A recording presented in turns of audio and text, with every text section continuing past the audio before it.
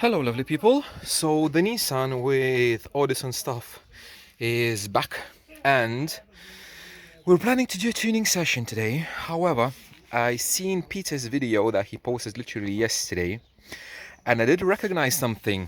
I recognized this blue wire and I recognized these power cables.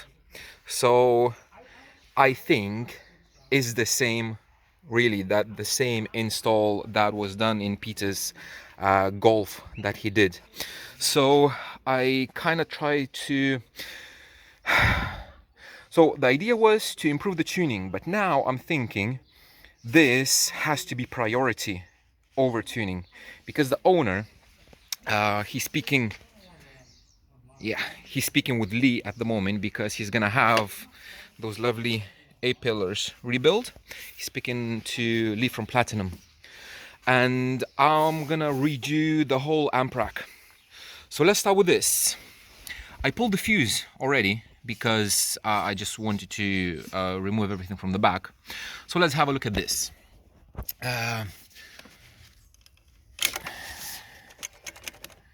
the main fuse for 2 amps and a DSP.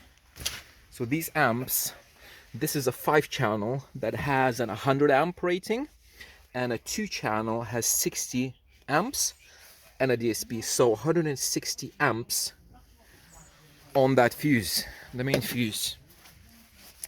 What I want to show you as well, so this is, you'll be able to see, it's cracked already, and it's literally just been installed. It's cracked. This has a lug with some heat shrink, which is okay. Let's undo this. Have a look at this. No ferrules, nothing. Just like that, shoved in, tightened, and that's it. And what I did when I removed the fuse, I accidentally dropped it into the engine bay, and thank God I did this because I'm not gonna keep this fuse block. Sorry guys, I'm gonna replace it. I'm gonna pull the fuse block from my own car because I don't have a spare one, because I don't want him to drive with this fuse block. This is one of the worst fuses ever. So I'm gonna pull the fuse block from my own car. I'm gonna put it here. I'm gonna mount it somehow, but it's gonna have a proper fuse. This looks like a 4-gauge wire, which is Stinger Pro, yeah, 4-gauge OFC.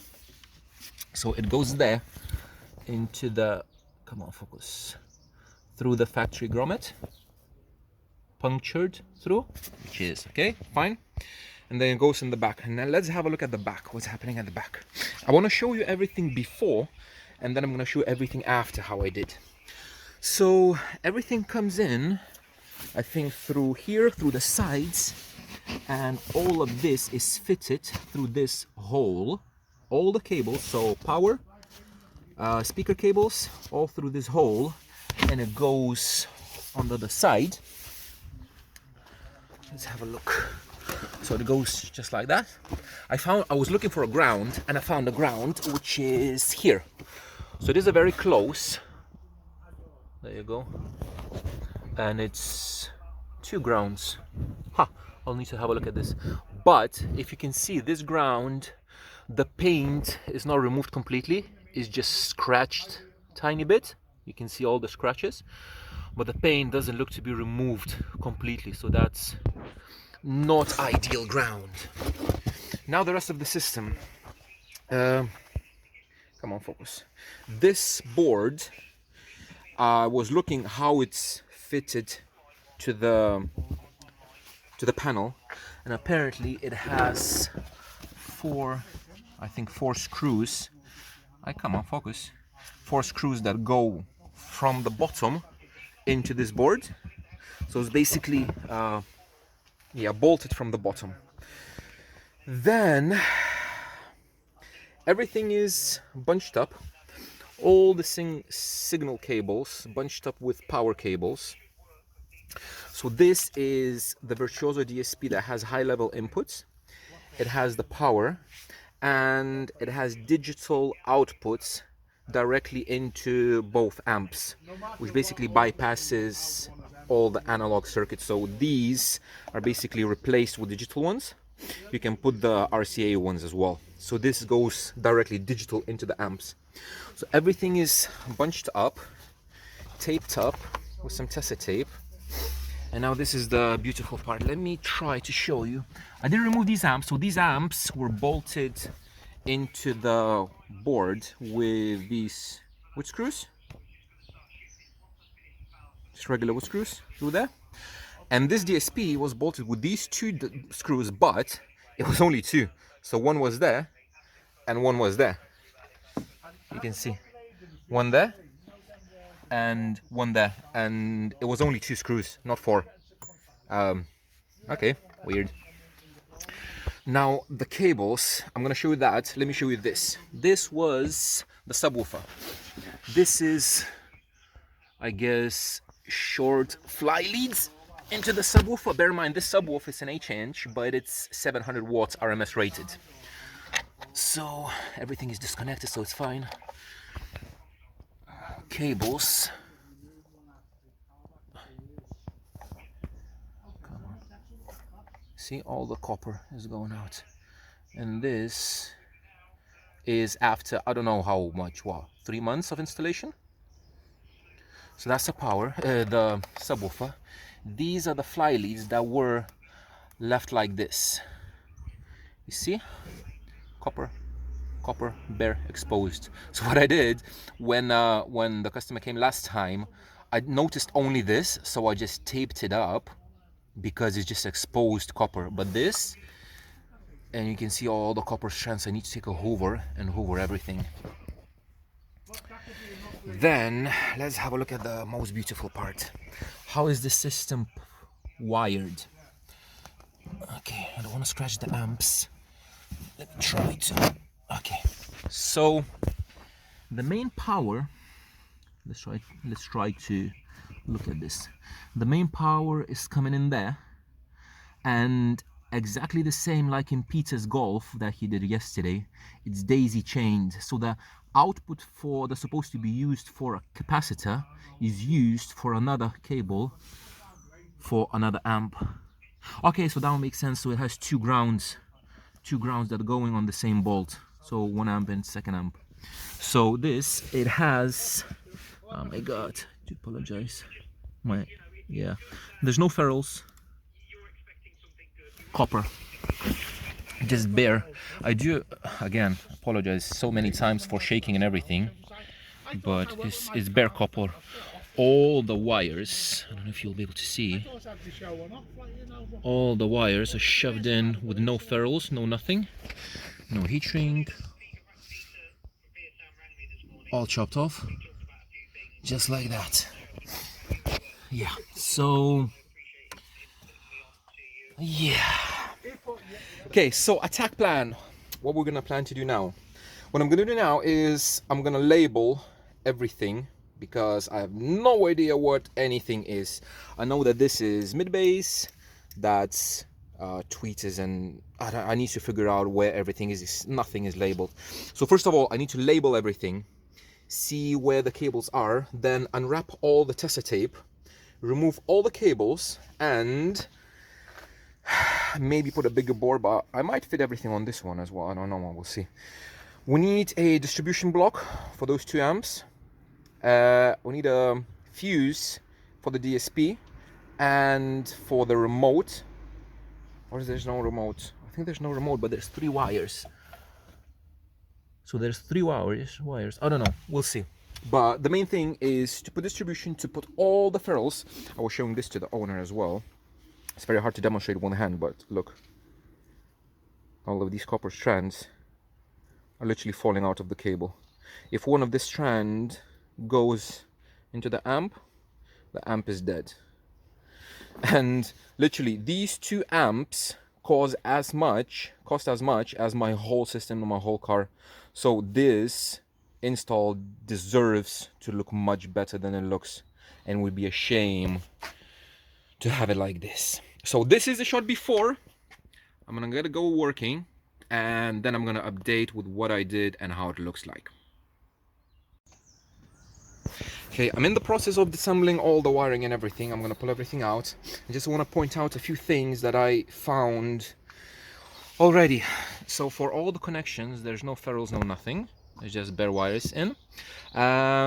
This is the high level inputs that are going from the head unit into the DSP. It is soldered, so that's good, but electrical tape, not heat shrink, electrical tape, which is weird. Now here, there's a remote. I think it's a remote that comes from the DSP. I don't know why, because these amps have a, come on, automatic turn on from the DSP via these cables, so it doesn't need a remote. But there's a remote coming into 1 amp and just a bare wire left in the whole bunch. Why? I don't know. Okay, continuing disassemble everything. Okay, disassembling everything even further, and these are the power cables that are just removed. So these were just stuck together and shoved into that one, and as you can see, you have already copper strands everywhere. So this one not even put in properly. This one as well is just shoved in. I have copper strands all over the place. Like, look at the subwoofer. Copper, copper, copper. Hoover. I need a hoover. Okay, removing the speaker wires. I don't remember when was the last time I saw so much copper strands all over the place. Ooh. Okay, everything is out, removed, everything disconnected, everything labeled, everything, because nothing is labeled, so I have no idea where things are. So I just had to have a look at a better look at stuff. So ground, that's the ground. This is a ground point for 160 amps worth of current for amplifiers. 1 amp is 100 amps, the other amp is 60 amps. This is a ground. Okay, second thing, that's the main power cable, and these are the speaker wires for mids and tweets. Mids, tweets, and the left mid bass. Everything is running parallel with the main power cable. Now, is it the cause of the hiss that we have in the system? Maybe. There's one cable running to the right mid bass and this. So this is like a beauty panel that goes like that. And just made a hole there. Ripped the carpet, made a hole there, and a hole here as well. And these, the clips that hold, like here, they're ripped. So that is damaged. Okay, on with the work. Okay, another thing, I wanted to have a look at this, the ground, because it looks like it's not crimped properly, and exactly the same as in the front next to the battery. So I removed the heat shrink, and it's just it's not a proper lug. It's the one that has like a split in the middle, and as you can see, it's just yeah, with some pliers. Shoot, focus. It's just done with some pliers, and that's it. So it is kind of strong, but yeah, not ideal. And there we go. This is everything after. So this is how it looks like from the top. So let me very quickly show you what I did. I used all of the same wiring. The only thing that I added is a fuse block for each amp separately. And then I it's kind of daisy chained positive through a fuse. That's a small fuse that goes into the DSP. I made the wiring look a little bit nicer. So we have all the signal in the bottom. So this is the factory loom for so this bunch is the cables that are long, and you cannot do anything with them because they're just long. This is the factory loom. I just taped it with Tessa tape so it would be black, because by factory it's white, and I want it to look as black. So I left the bunch as well because the owner is gonna sell this DSP and I want the factory harness to stay intact, so I left it as it is. Then all the power, so I had to extend the speaker wires because they didn't go through. Everything was pulled through that side and it was literally until like here, and I couldn't pull them up to here, so that's why I had to extend the cables. And I put some braiding on it just for good looks, to be honest. Ferrules, everything single cable is with ferrules. The ground, I scraped all the paint off, and that's the DSP ground as well. So all are using, this is a good point, good chassis, strong, and it has a good thread. It's like, I think it's M10 bolt, which is a good bolt. So the leads now are much shorter. You have negatives, positives. Speaker wire, you can see here, is for mid bass, left, right. The wire is going there. That's the subwoofer, the blue one, mid-range, and tweeters and mid-range, and all the wires going there, and they're slightly extended. So this is a bit of a bunch, but it kind of hides. That's a subwoofer wire with, I don't have big red heat shrink, that's why I put only the black one for the negative. This is positive, but everything is crimped with ferrules, and yeah, it looks nice. I think I'm happy with it. I'm really happy with it. I left a lot of space here because this is going to be replaced with a Helix DSP, and we will need some space for RCAs, which are going to go there. So it's still a lot of space to put RCAs in, but here I wanted some space for cable management and stuff, so I left all this part kind of free-ish. And yeah, now it looks like this. So from my personal opinion, this is how this system should have looked like done first time. And basically when I put this one, it's a bit difficult to do it with one hand. No, I'm not going to be doing it with one hand, but it's like everything is covered, and everything looks much nicer. So I'm gonna put the subwoofer and everything, and yeah, looks good. Okay, I don't want to show the number plates. Bye, John. See you next time. Okay, so the owner left. He was very happy. I'm happy with the result. The thing that surprised me was that this is a job. When the owner told me how much he paid to do all the install, the first time that he came to me and we were tuning the car, I didn't expect it to be that bad, because I really say the word bad conservatively, because the more stuff I tried to pull out, the more weird stuff I started to see.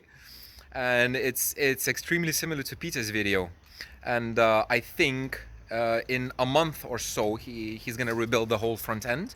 He's gonna put new speakers, so Lee from Platinum is gonna do the install. He's gonna take care of the mid bass, so probably he's gonna find some weird stuff in there as well. But yeah, so to do this wiring job, it's 2 amps and a DSP. It took me 6 hours. We started 10:30 around ish, and now it's 4:30 in the evening, so 6 hours to do an amp rack like this. I'm happy. Like, this stuff, to do the wiring, for some reason I love it. I don't know, it's just, I love doing the wiring. That's why I spend so much time in my car doing the wiring. So yeah, thank you very much for watching, and I will see you in the next one, guys.